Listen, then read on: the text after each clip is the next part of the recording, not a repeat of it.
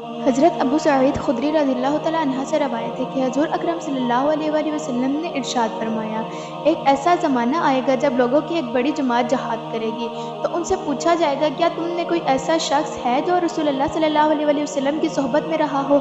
बस वो लोग कहेंगे हाँ, तो उन्हें इस सहाबी की अल्लाह के यहाँ कदर मंजिलत की वजह से फ़तह अता कर दी जाएगी।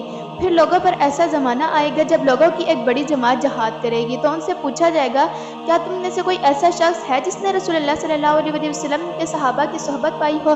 वो कहेंगे हाँ, फिर उन्हें इस ताबी सहाबा की अल्लाह के यहाँ कदर मंजिलत की वजह से उन्हें फ़तह अता की जाएगी।